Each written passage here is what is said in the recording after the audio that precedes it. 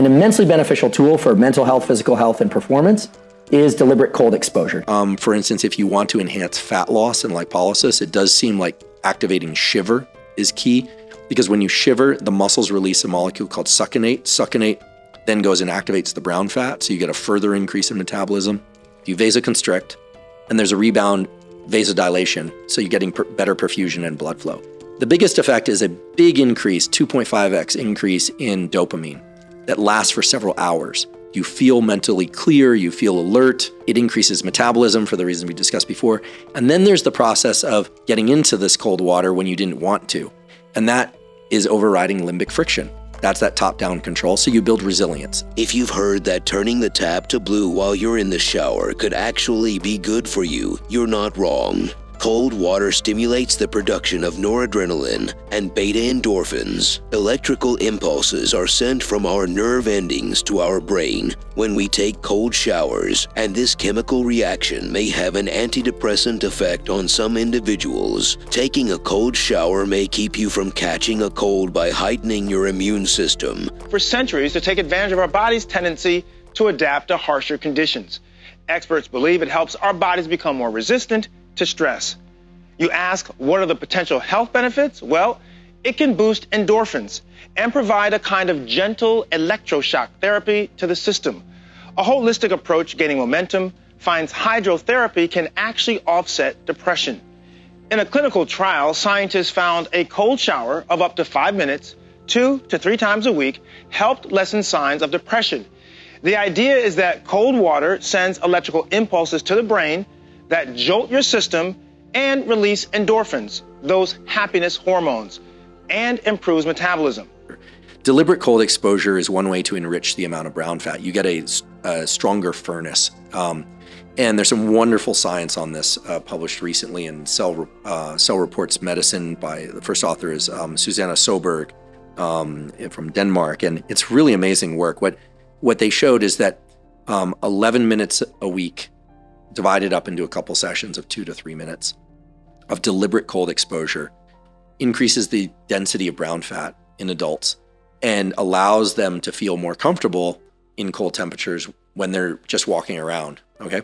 But also when they put themselves into this deliberate cold, and I'll talk about how cold in a moment, that improvements in blood lipid and insulin management profiles, and there's some other positive effects like improved mental resilience. So a lot of positive effects. One of the best things you can do is get into the cold source, whatever it happens to be. If you don't shiver while you're in there, get out, but don't dry off and just stand there. You'll start to shiver pretty quickly as it starts to evaporate off you. They also boost your levels of focus. The cold stimulates you to take deeper breaths, decreasing the level of CO2 throughout the body, helping you to concentrate better. One study said that cold showers could become a potential antidote for depression, as the piercing sensation sends an overwhelming amount of electrical impulses to the brain. It's like a 1-minute workout, and also they burn small amounts of body fat too. To be more specific, brown fat, the type of fatty tissues that generate energy by burning calories.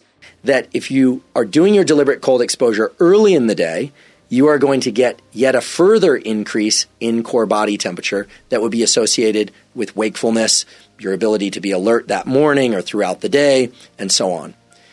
It also means that if you do your deliberate cold exposure very late in the evening or at night, so you are going to increase your core body temperature. And if you recall, a decrease in core body temperature of 1 to 3 degrees is not just beneficial, but is necessary in order to get into deep sleep and remain in deep sleep. So the takeaway from this is deliberate cold exposure done properly will increase your core body temperature and make you feel more alert. So if you're doing it early in the day, that's probably terrific, given that most of us want to be alert during the day. However, if you do it too late in the day, evening or night, it can disrupt sleep by way of disrupting your core body temperature. Physiological changes that happen, yes, your body learns to acclimate. I mean, it's like training a muscle. Your body's ability to acclimate to cold or hot is something that you can strengthen and improve. And because we're always in air-conditioned and heated rooms, we don't ever train them. But the real benefit is learning to be okay with being uncomfortable. Yeah. If you have itchy skin or skin conditions that cause you to itch, cold showers can help you overcome the sensation to scratch. Since cold water has regenerative properties, your muscles will relax and repair after a tough workout. Ice bath can also help your central nervous system by aiding in sleep and consequently making you feel better from having less fatigue. A biological phenomenon where a low-dose, short-duration stressor, in this case cold temperatures, triggers a cascade of adaptations that protect us against future larger stressors, basically preconditioning our bodies against stress. This isn't a new idea. Humans have used cold exposure often with the expectation that it promotes health for centuries. But habitual cold exposure can have far-reaching beneficial effects on our bodies, metabolic health, and possibly brain function, many of which converge on a chemical released in response to the cold, norepinephrine. That stress is the consequence of increases in norepinephrine and epinephrine in our brain and body. Very similar, if not identical, to the kinds of increases that come from deliberate cold exposure.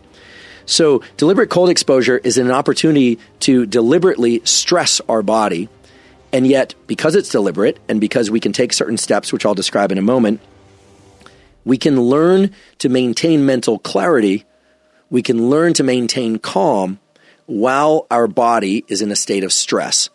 And that can be immensely useful when encountering stressors in other parts of life.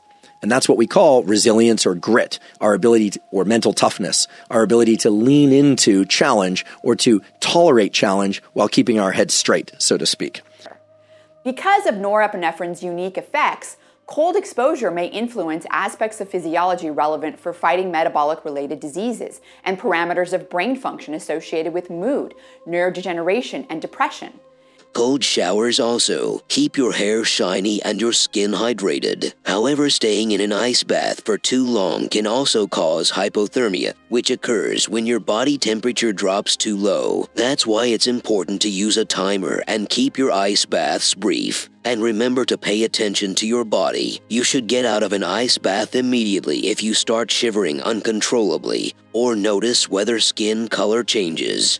So, one simple protocol for increasing resilience is to pick a temperature that's uncomfortable, of shower or cold immersion, and then to get in for a certain duration of time, and then to get out.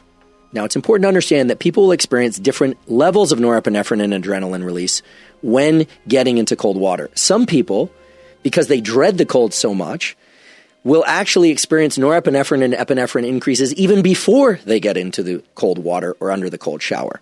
Now, you may have experienced this. I've certainly experienced this. I'm dreading it. I don't want to do it, and I have to force myself to do it. And indeed, epinephrine and norepinephrine and its surges can be thought of as sort of walls that we have to confront and go over. It allows us to build protocols that can be very objective and can allow us to monitor our progress in terms of building resilience.